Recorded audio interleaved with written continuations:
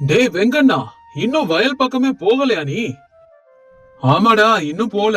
கோவில் மணி அடிச்சிருச்சு. நான் இன்னும் மாட்டுல பாலை கூட கறக்கல. இப்படி வேப்பங்குச்சியால பல்ல தேய்ச்சுக்கிட்டே இந்த ரெண்டு பேரும் பேசிட்டு இருக்காங்க. எங்க நடக்குதுன்னு பாக்குறீங்களா? நிம்மதிக்கு ரொம்ப பக்கத்துலயும் வளர்ச்சிக்கு ரொம்ப தூரத்துல இருக்கிற அந்த ஊரோட பேரு தான் சீதாபுரம்.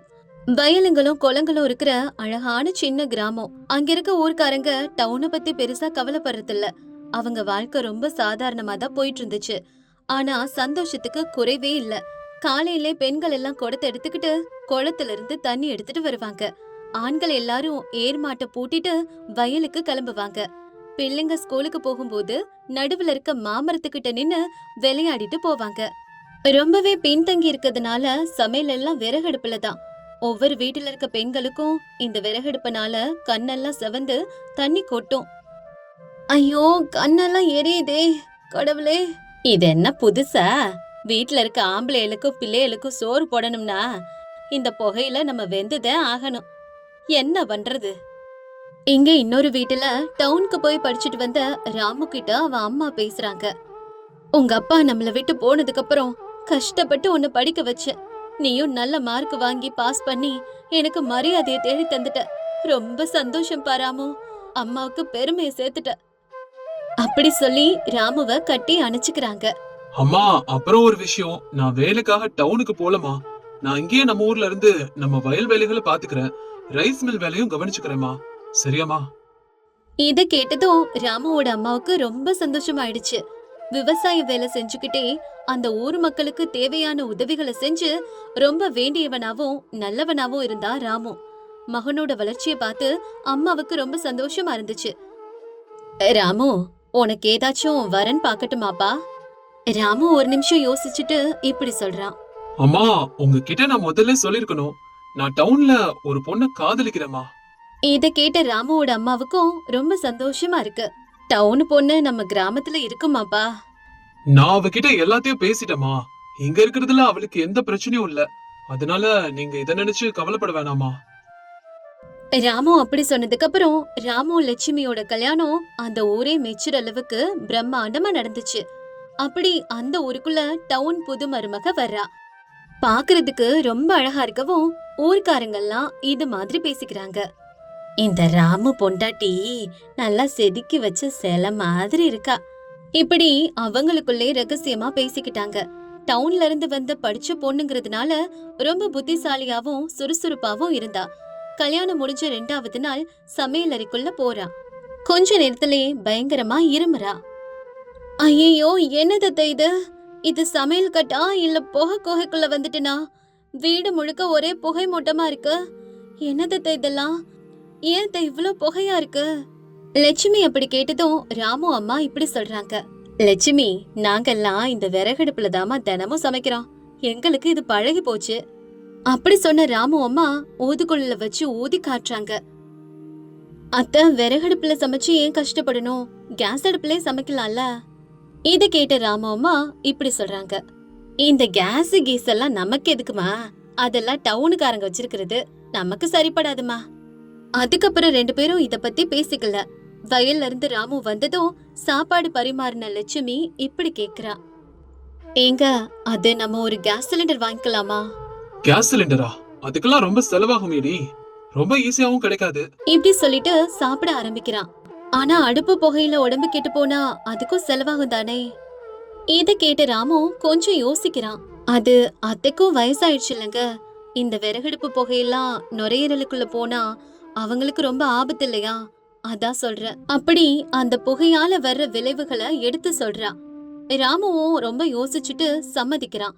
ஒரு நாள் டவுனுக்கு போய் கேஸ் சிலிண்டரையும் புது ஸ்டவ் அடுப்பையும் வாங்கிட்டு வர்றான். அன்னைக்கு ஊர்ல திருவிழா மாதிரி இருந்துச்சு. வீட்டு முன்னாடி வண்டி வந்து நின்ன உடனே பிள்ளைங்க பெரியவங்க பக்கத்து வீட்டுக்காரங்கன்னு எல்லாரும் கூடிட்டாங்க. என்னடா இது ஒரு மாதிரி இருக்கு? ஆமாப்பா, பாக்குறதுக்கு ஏதோ பெரிய சைஸ் அணுகுண்டு மாதிரி இருக்கு. இது வீட்டுக்குள்ளேயா கொண்டு போய் வைக்க போறாங்க? ஐயோ, என்ன ஆக போகுது தெரியலையே. இப்படி ஒவ்வொருத்தரும் ஒவ்வொன்னு சொல்ல அவங்களுக்கு புரிய வைக்க லட்சுமி இப்படி சொல்றா. இதுதான் கேஸ் சிலிண்டர். இனிமே இதுலதான் சமைக்க போறோம். இத கேட்டதும் ஒவ்வொருத்தரும் ஒவ்வொரு மாதிரி பேச ஆரம்பிக்கிறாங்க. ஒருத்தங்க இதுல அடுப்பே இல்ல, இதுல எப்படி சமைப்பீங்கன்னு கேக்குறாங்க. இன்னொருத்தங்க இது வெடிச்சிருச்சுன்னா என்ன பண்றதுன்னு கேக்குறாங்க. அதெல்லாம் ஒண்ணும் பயப்பட தேவையில்ல, இதுல சமைக்கிறது ரொம்ப ஈஸி அப்படி சொல்லிட்டு எல்லாரையும் உள்ள கூட்டிட்டு போய் கேஸையும் அடுப்பையும் வச்சு பத்த வைக்கிறா. அதுல வர நெருப்ப பார்த்து எல்லாரும் பயப்படுறாங்க. அப்ப ராமுவோட அம்மாவும் பயப்படுறாங்க. ஐயோ ராமு, என்னடா அது நெருப்பு வருது? அவங்க பயத்தை பார்த்து ராமு, அம்மா அதெல்லாம் ஒண்ணும் ஆகாது, பயப்படாத. லட்சுமி எப்படி பண்ணணும்னு சொல்லி கொடு. ராமு அப்படி சொன்னதும் லட்சுமி ரொம்பவே ஈஸியா சமைச்சு காட்டுறா. புகையும் இல்ல, கண்ணும் எரியல, வேலையும் டக்குன்னு முடிஞ்சது. அப்ப ராமு அம்மா, அடடா அதுக்குள்ள சமையல் முடிச்சிருச்சா, ரொம்ப ஆச்சரியமா இருக்கே. ஆமா அத்த, அவ்வளவுதான், வேலை 5 நிமிஷத்துல நமக்கு முடிஞ்சிரும். இந்த விஷயம் அன்னைக்கே ஊர் முழுசும் பரவ ஆரம்பிச்சது. அடுத்த நாள்ல இருந்து ஒவ்வொருத்தரா லட்சுமி வீட்டுக்கு வர ஆரம்பிச்சாங்க. முதல்ல சந்தேகமா கேட்க வராங்க. அதுக்கப்புறம், அம்மா லட்சுமி, நானும் ஒரு தடவை சமைச்சு பாக்கட்டுமா? லட்சுமியும் சிரிச்சுக்கிட்டே இப்படி சொல்றா. அட வாங்க பாட்டி, சமைச்சு பாருங்க, ரொம்ப சுலபம்தான் இது, பயப்படாதீங்க. இப்ப அந்த பாட்டிய அடுப்ப பத்த வைக்க சொல்றா. அடுப்ப பத்த வச்சோன்னு அவங்களுக்கு நெருப்ப குறைக்க தெரியல. நெருப்பு பெருசா வந்ததும், ஐயய்ய என்னடி இது, வீடு பத்திக்கிற போகுதுடி அப்படி சொல்லிட்டு வெளியே ஓடுறாங்க. ஆனா லட்சுமி அவங்கள சும்மா விடல. எல்லாரையும் மறுபடியும் சமையல் கட்டுக்குள்ள கூட்டிட்டு வந்து இப்படித்தான் செய்யணும்னு சொல்லி கொடுக்கறா. இடது பக்கம் திருப்பினா நெருப்பு குறைஞ்சிடும்னு செஞ்சு காமிக்கிறா. எல்லாரும் அப்ப விழுந்து விழுந்து சிரிக்கிறாங்க. இப்படியே போயிட்டு இருக்கும்போது ஒரு நாள் வானம் அப்படியே பயங்கரமா இருட்டிடுச்சு. பயங்கரமான மழை பெய்ய ஆரம்பிச்சது. 1 நாள் 2 நாள் 3 நாள் மழை விடாம கொட்டுன்னு கொட்டுச்சு. ஊர் ஜனங்க சேர்த்து வச்சிருந்த விறகெல்லாம் நனைஞ்சு போச்சு. ஊர்ல இருக்கிற எல்லா வீட்டுலயும் ஒரே பிரச்சனை தான், அடுப்பு எரிய மாட்டேங்குது, விறகெல்லாம் நனைஞ்சு போச்சு, பிள்ளைங்க பசியால அழுகுதுங்க. இப்படி எல்லாரும் கஷ்டப்பட்டு இருக்கும்போது ஒருத்தங்க லட்சுமி வீட்டுல கேஸ் இருக்குன்னு சொன்ன உடனே ஒவ்வொருத்தரா பாத்திரத்தை எடுத்துக்கிட்டு வந்து நின்னாங்க. அப்ப லட்சுமி கொஞ்ச நேரம் யோசிச்சுட்டு இப்படி சொல்றா. சரி, நான் எல்லாருக்கும் சமைச்சு தரேன், ஆனா நீங்க எல்லாரும் எனக்கு ஹெல்ப் பண்ணணும். லட்சுமி இப்படி சொன்னதும் எல்லாரும் சரின்னு ஒத்துக்கிட்டாங்க. அன்னைக்கு சீதாபுரத்துல ஒரு அதிசயம் நடந்துச்சு. ஊரே ஒன்னா சேர்ந்து ஒரே வீட்டுல சமைக்கிறாங்க. ராமு அதை பார்த்து ரொம்பவே பெருமையா சிரிச்சிட்டு இருக்கான். ராமுவோட அம்மாவும் மருமகளை பாராட்டுறாங்க. இப்படி மழை முடியற வரைக்கும் அவங்க வீட்லயே தான் எல்லாரும் சமைச்சாங்க. அப்பதான் எல்லாருக்கும் ஒரு விஷயம் புரிஞ்சது. இந்த கேஸ்ங்கிறது ஒரு வசதி மட்டும் இல்ல, அது ஒரு அவசர தேவைன்னு. ஒரு சில வீட்டுல கேஸ் வந்துச்சு. அப்பாடா, இனிமே சமைக்கும் போது அந்த புகையில கண்ணறிஞ்சு சாக வேணாம், இதுலயே நல்லா சமைச்சுக்கலாம். அப்ப ஒரு நாள் ஊர் மக்கள் எல்லாரும் சேர்ந்து மரத்தடியில உட்காந்து இப்படி பேசிக்கிறாங்க. எப்பா, நம்ம எல்லாம் காலத்துக்கேப்ப எல்லாத்தையும் மாத்திக்கலனாலும் ஒரு சில விஷயங்களை மாத்திக்கிட்டு தான் ஆகணும். நம்ம வீட்டு பொம்பளைங்க எத்தனை நாள் இந்த அடுப்படி புகையில கஷ்டப்படுவாங்க. இனிமே எல்லார் வீட்லயும் கேஸ் அடுப்பு வாங்கிடலாம்ப்பா. பொண்ணுங்க இனிமே விறகடுப்புல கஷ்டப்பட்டு சமைக்க வேணாம். சீக்கிரமாவே அதுக்கான ஏற்பாட்டை பாப்போம். இப்படி ஊர் மக்கள் எல்லாரும் யோசிச்சு எல்லார் வீட்டுலயும் கேஸ் வாங்கலான்னு முடிவு பண்றாங்க. அப்படியே அந்த ஊர்ல எல்லார் வீட்டுலயும் கேஸ் அடுப்பு வருது. அப்போ ஒரு நாள் சமையலறையில சமைச்சிட்டு இருக்க லட்சுமி கிட்ட வந்து ராமு இப்படி பேசுறான். லட்சுமி, உன்னை நினைச்சா எனக்கு ரொம்ப பெருமையா இருக்கு. இந்த ஊரே நீ மாத்திட்ட தெரியுமா? எனக்கு இப்ப அதெல்லாம் நினைச்சு பார்க்கும்போதே சந்தோஷமா இருக்குடி. ராமு இப்படி சொன்னதும் அதை கேட்ட லட்சுமிக்கு ரொம்ப சந்தோஷமா இருந்துச்சு. கணவனை பார்த்து சிரிச்சுக்கிட்டே இப்படி சொல்றா. இதுக்கெல்லாம் உங்களுடைய ஆதரவும் இல்லனா இது எதுவுமே நடந்திருக்காதுங்க. நீங்க என் வாழ்க்கையில வந்ததுக்கும் நான் ரொம்ப ரொம்ப சந்தோஷப்படுறேன். அப்போ ஒரு நாள் ஊர் மக்கள் எல்லாரும் மந்தையில நின்னு பேசிட்டு இருக்காங்க. பெரியவரே, அமைதியா இருக்கீங்க, ஏதாவது பேசுங்க பெரியவரே.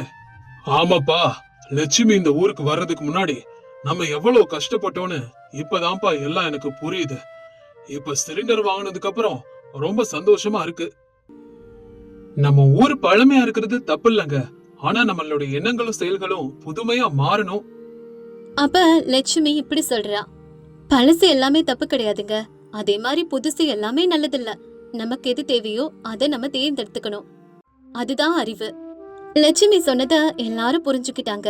அதுக்கப்புறம் அந்த ஊர்ல சின்ன சின்ன மாற்றங்கள் நிறைய வந்தது. பிள்ளைங்களுக்கு பாடம் சொல்லி கொடுக்கறதுக்காக லட்சுமி ஒரு டியூஷன் சென்டரை ஆரம்பிச்சா. இப்படி சின்ன சின்ன நல்ல மாற்றங்கள் அந்த ஊரையே ஒரு முன்னேற்ற பாதையில கொண்டு போச்சு. கங்கவாரம்னு ஒரு சின்ன கிராமத்துல ராமையாவும் அவனோட மனைவி லட்சுமியும் வாழ்ந்துட்டு வந்தாங்க. ராமையா ஒரு சாதாரண விவசாயி. தனக்கு இருக்கிற நிலத்துல விவசாயம் செஞ்சு அதுல வர காசு வச்சு அவங்க வாழ்க்கைய ஓட்டிட்டு இருந்தாங்க. அப்படி இருக்கும்போது ஒரு நாள் ஊர்ல சில விவசாயிங்க இப்படி பேசிக்கிறாங்க. ஏப்பா அந்த ராமையா நிலத்தை பாத்தியா? பயிர் அழகா விளைஞ்சிருக்கு. ஆமாப்பா, நிஜம்தான். உண்மையா அவன் எப்பவுமே வெளியில இருந்து உரம் வாங்குறதே இல்ல. ஆனா அவனுக்கு மட்டும் எப்படி அதிக விளைச்சல் கிடைக்குது? அதெல்லாம் ஒண்ணும் பெரிய ரகசியம் இல்லடா. வெளியில உரம் வாங்கினா சில நேரத்துல ஏமாத்திருவாங்கல்ல. அதான் அவனோட பொண்டாட்டி தானே சொந்தமா உரம் தயாரிக்கிறதா சொன்னாங்க. அந்த உரத்தை போட்டுதான் இப்படி அதிக விளைச்சல் எடுக்கிறான். அப்படியா? இது ரொம்ப புத்திசாலித்தனமான யோசனை தான்டா. நெசந்தான், நாமளும் இது போல ஏதாவது முயற்சி பண்ணி பாப்போம். முதல்ல அதை எப்படி செய்யணும்னு ராமையா கிட்டயே ஒரு வாட்டி கேட்டு பாப்போம். என்ன சொல்றீங்க? அடுத்த நாள் இதே விஷயத்த ராமையா கிட்ட சொல்றாங்க. அவன் தன்னோட பொண்டாட்டி கிட்ட கேட்டு சொல்றேன்னு சொல்றான். லட்சுமி, நம்ம பக்கத்து நிலத்து விவசாயிகளுக்கும் நாம போடுற உரம் வேணுமா? அப்படியா கேட்டாங்க. ஆமா லட்சுமி, இப்ப என்ன பண்ணலாம்? அவங்களுக்கும் நம்ம தயாரிச்சு கொடுப்போமா? நீ என்ன சொல்ற? அவங்களுக்கு இவங்களுக்குன்னு எதுக்குங்க? நாம ஏதோ நம்ம வேலையை பார்த்தோன்னு இருந்தா போதும்ல. அவங்க கேக்குறாங்கல்ல, உதவி செய்யறதுல என்ன தப்பு இருக்கு? தப்பு ஒண்ணும் இல்ல. ஆனா நமக்கு தெரிஞ்ச ஒரு விஷயத்த சும்மா செஞ்சு கொடுத்தா அதுக்கு மதிப்பே இருக்காதுங்க. அப்ப என்னதான் பண்ணலாங்கிற? அதுக்கு கொஞ்சம் காசு வாங்கிக்கலாம். இந்த விஷயத்த மத்த விவசாயிகள்ட்ட சொல்றாங்க. அவங்களும் காசு தரதா ஒத்துக்குறாங்க. சொன்னபடியே ராமி அவங்களுக்கு ஒருத்த கொடுத்துறான். நாட்கள் போகுது. எங்க பக்கத்து நிலத்து விவசாயிங்க காசு கொடுத்தாங்களா? அது வந்து குடுத்துருவாங்க லட்சுமி. எங்க ஓடி போயிருவாங்க? எல்லாரும் நம்ம ஊருக்காரங்க தானே. அவங்க ஓடி போயிருவாங்கன்னு நான் சொல்லல. நம்ம உழைப்புக்கு மதிப்பு இருக்கணும்ல. சரி, நான் நாளைக்கு ஒரு வாட்டி அவங்க கிட்ட கேட்டு பாக்குறேன். லட்சுமி கிட்ட இப்படி சொல்லிட்டு அடுத்த நாள் நிலத்துல ராமையா அவங்க கிட்ட கேக்குறான். என்னப்பா பாண்டு, அன்னைக்கு நீங்க வாங்கின உரத்துக்கான காசுன்னு வந்து சேரல? ராமையா, நாங்க அத பத்தி தான்ப்பா இப்ப பேசிட்டு இருந்தோம். ஆமாப்பா ஆமா, இந்த வாட்டி அறுவடை நல்லா வந்த உடனே அந்த பணத்தை முதல்ல உனக்கே கொடுத்துறோம். ஆமா ராமையா, எங்களை நம்பு. நாங்க பணம் கொடுக்காம எங்க போயிட போறோம்? எல்லாம் ஒரே ஊருக்காரங்க. இப்ப ராமையா அங்கிருந்து போயிடுறான். ஏப்பா, இந்த பண விஷயம் என்ன பண்றது? அட, அந்த ராமையா ஒரு ஏமாளிடா. எதிர்த்து பேச தெரியாதவன். நாம இப்படியே நாளைக்கு நாளைக்குன்னு தள்ளிக்கிட்டே போனோம்னா ஒரு நாள் அவனே கேக்குறத விட்டுருவான். இது சரியா வரும் நினைக்கிறியா? அட, அதெல்லாம் ஒண்ணு ஆகாதுடா. நமக்கு தேவை உரம், அது கிடைச்சிருச்சுல, அது போதும், விடுங்க. அப்படியே நாட்கள் போகுது. ஆனா இவங்க பணத்தை மட்டும் குடுக்கறதாவே இல்ல. ஏங்க, இந்த காலத்துல யாரையும் அவ்வளவு சீக்கிரமா நம்ப கூடாதுன்னு இப்பவாது உங்களுக்கு புரிஞ்சுதா? சொல்லுங்க. அப்படிலாம் ஒண்ணும் இல்ல லட்சுமி, நம்ம ஆளுங்க தானே, கண்டிப்பா குடுத்துருவாங்க. 10 வருஷம் ஆனாலும் உங்க பணத்தை தர மாட்டாங்க. எப்படி இவ்வளவு நிச்சயமா சொல்ற? நம்ம ஊர்க்காரங்கள பத்தி எனக்கு தெரியாதா என்ன? சரி போகட்டும், விடுங்க. இனிமே நீங்க அவங்க கிட்ட காசு கேட்காதீங்க. அவங்க பாவம் அவங்களோட போகட்டும். சரி லட்சுமி, இனிமே கேட்கல. இவ்ளோ ஏமாளியா இருந்தா எப்படிங்க? இனிமேலாவது யாரையும் அப்படியே நம்பிடாதீங்க, சரியா? அப்படியே நாட்கள் போகுது. கொஞ்ச நாளைக்கு அப்புறம் பயிர் அறுவடைக்கு தயாராகுது. என்னங்க, இந்த வாட்டி பயிர் நல்லா விளைஞ்சிருக்கு போல தெரியுதே. ஆமா லட்சுமி, நீ சொல்றது சரிதான். இந்த வருஷம் நல்ல விளைச்சல். இந்த முறை நம்மளுக்கு நல்ல லாபம் கிடைக்கும். அப்ப பக்கத்து ஊரை சேர்ந்த வியாபாரி ரங்காராவ் இவங்க வீட்டுக்கு வரான். ராமையா, வீட்டுல நீங்க இருக்கீங்களா? வாங்க வாங்க. யார் நீங்க? என்ன தேடி எதுக்கு வந்திருக்கீங்க? என்ன விஷயம் சொல்லுங்க. நான் பக்கத்து ஊரை சேர்ந்த பெரிய வியாபாரி. இந்த வருஷம் இந்த ஊர்லயே உங்க நிலத்துலதான் பயிர் நல்லா விளைஞ்சிருக்கான். அதுவும் கெமிக்கல்ல சேர்க்காம இயற்கை உரத்துல விளைய வச்சிருக்கீங்கன்னு கேள்விப்பட்டேன். ஆமாங்க ஐயா. அப்படின்னா இந்த வாட்டி உங்க அறுவடை நெல்ல நானே முதல்ல வாங்கிக்கிறேன். அதுக்கு நான் நல்ல விலையும் தரேன். நீங்க என்ன சொல்றீங்க? இது கேட்டதும் ராமையாவுக்கு ரொம்ப சந்தோஷமாயிடுச்சு. அப்படிங்களாங்க, ரொம்ப ரொம்ப சந்தோஷங்க. அம்மா, எவ்வளவு பணம் தருவீங்க நீங்க? இப்போ அட்வான்ஸா கொஞ்சம் பணம் தரேன். மொத்த பயிரும் கைக்கு வந்த உடனே மீதி பணத்தை தரேன். அப்படியா? சரிங்க சரிங்க, கொடுங்க. அப்ப லட்சுமி இப்படி சொல்றா. ஏங்க, கொஞ்சம் ஒரு நிமிஷம் உள்ள வாங்க, பேசணும். லட்சுமி இப்படி சொன்னதும் ராமையா ரங்கராவ வெளியில உட்கார வச்சுட்டு உள்ள போறான். ஏங்க, எனக்கு என்னவோ அவரை பார்த்தா நம்பலான்னு தோணல. என்ன லட்சுமி சொல்ற? ஏன் உனக்கு அவர் மேல சந்தேகம் வருது? அவரே நம்மள தேடி வந்திருக்காரு. அது மட்டும் இல்லாம இப்ப மொத்த காசையே தரமாட்டேன்னு வேற சொல்றாரே. சரி, அப்படின்னா நீயே வந்து அவர்கிட்ட மொத்த காசையும் ஒரே வாட்டியா தர சொல்லி கேளு. சரிங்க, ஒரே தடவையா கேட்டு பாப்போம் என்ன சொல்றாருன்னு. இப்படி லட்சுமியும் ராமையாவும் பேசிட்டு வெளியே வராங்க. ரங்காராவையா, உங்களால மொத்த காசையும் ஒரே நேரத்துல கொடுத்துட முடியுமா? அப்படி தர்றது என்னால இப்போதைக்கு முடியாதுமா. என்ன நம்புங்க, நான் மத்தவங்க மாதிரி ஆள் இல்ல. உங்களுக்கு தர வேண்டிய பணத்தை சரியா கொடுத்துடுவேன். சரி ஐயா, ஆனா எங்களுக்கு ஒரு கண்டிஷன் இருக்கு. என்னம்மா உங்க கண்டிஷன்? நீங்க தர பாதி பணத்தோட சேர்த்து மீதி பணத்தை எப்ப தருவீங்கன்னு ஒரு பேப்பர்ல எழுதி கொடுக்கணும். அதுதான் எங்களோட கண்டிஷன். என்ன சொல்றீங்க? இத கேட்டதும் ரங்காராவ் லைட்டா பதறான். அப்ப அவன் இப்படி சொல்றான். அது என்னம்மா சொல்றீங்க? அதெல்லாம் எதுக்கு அவ்வளவு முக்கியமா? நாங்க விவசாயிங்க ஐயா, எங்களோட உழைப்புக்கும் ஒரு கணக்கு வழக்கு இருந்தா நல்லா இருக்கும்ல. ஓ, அப்படி சொல்றீங்களா? சரிம்மா, நான் அப்படியே எழுதி கொடுக்கறேன். அப்படி சொன்ன ரங்காராவ் சொன்னபடியே கொஞ்சம் காசு கொடுத்துட்டு பயிர்கள் எடுத்துட்டு போறான். பல நாட்கள் ஆகியும் மீதி பணம் இவங்களுக்கு வந்து சேரல. ஐயோ லட்சுமி, நம்ம ஏமாந்துட்ட போல இருக்குதே. பதறாதீங்க, நம்ம கிட்டதான் அவர் எழுதி கொடுத்த பேப்பர் இருக்குல்ல. அப்படி சொல்லிட்டு அந்த பேப்பர் எடுத்துக்கிட்டு கிராம பெரியவங்க கிட்ட போறா. ஐயா, பக்கத்து ஊர்ல இருந்து ரங்காராவ்னு ஒருத்த வந்து பயிர்கள் எடுத்துக்கிட்டு பாதி காசை மட்டும் கொடுத்துட்டு போயிருக்கான். ஆமாங்க ஐயா, நானும் அவன் எப்ப திரும்பி வருவான்னு தான் காத்துக்கிட்டு இருக்கேனுங்க ஐயா. ஆமா ஐயா, அவன் என்கிட்டயே வாங்கிட்டு காசு கொடுக்காம போயிருக்கான் ஐயா. இப்படி அங்கிருந்து 2-3 விவசாயிகள் சொல்றாங்க. என்னது, ஊருக்குள்ள யாரோ ஒருத்த வந்து இத்தனை பேர்கிட்ட பயிர் வாங்கியிருக்கானா? ஆமாங்க ஐயா, அவன் எங்க இருந்து வந்தான், என்ன ஏதுன்னு ஏதாவது விவரம் தெரியுமா? ஐயா, அவன் பேசும்போது ரொம்ப நம்பிக்கையா பேசினான். அதனால நாங்களும் எதுவும் கேட்கல. ஐயா, என்கிட்ட அவன் எழுதி கொடுத்த பேப்பர் இருக்குங்க ஐயா. எதுக்கும் நல்லதுன்னு வாங்கி வச்சேன். லட்சுமி, நீ ரொம்ப புத்திசாலித்தனமா நடந்திருக்க. இந்த பேப்பரை வச்சு அவனை நம்ம கண்டுபிடிச்சு நம்ம பணத்தை வாங்கிடலாம். அப்படி அவனோட தகவல்களை வச்சு ரங்காராவ பஞ்சாயத்துக்கு வர வைக்கிறாங்க. ஐயா, என்ன மன்னிச்சிருங்க ஐயா, நான் தப்பு பண்ணிட்டேன். யார் யாரு காசு பாக்கி இருக்கோ அதெல்லாம் நான் சீக்கிரம் கொடுத்துறேங்க ஐயா. அப்படி எல்லார் காசும் திரும்ப கிடைச்சிடுது. ஊர் மக்கள் லட்சுமிக்கு நன்றி சொல்றாங்க. லட்சுமி, நீ மட்டும் இல்லனா நான் ரொம்ப பெரிய பிரச்சனையில சிக்கி இருப்பேமா. அப்படிலாம் ஒண்ணும் இல்லங்க. நம்ம கொஞ்சம் சமயோதித புத்தியோடு நடந்துகிட்டா போதும். அதுக்கப்புறம் நம்மள யாருமே ஏமாத்தவே முடியாது. அப்படியே நாட்கள் போகுது. அதுக்குள்ள ஊர்ல இன்னொரு புது பிரச்சனை ஆரம்பிச்சது. ஊருக்குள்ள திருடங்க நடமாட்டம் ஆரம்பிக்குது.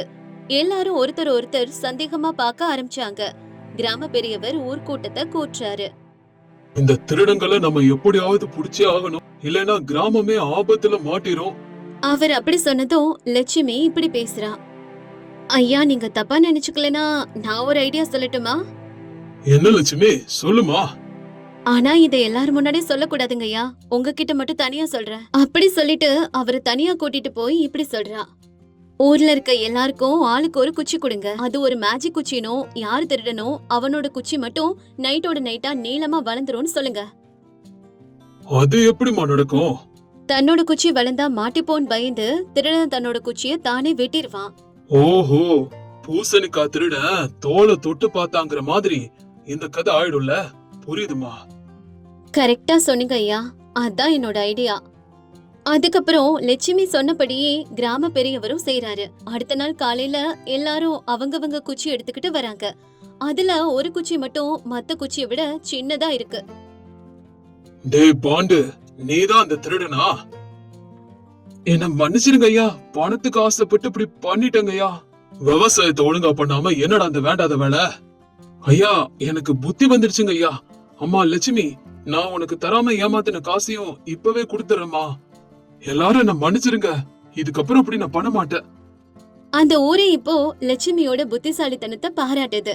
அறிவும் சமயோதித புத்தியும் இருந்தா எவ்வளவு பெரிய பிரச்சனையா இருந்தாலும் ரொம்ப ஈஸியா சமாளிச்சிடலாம்.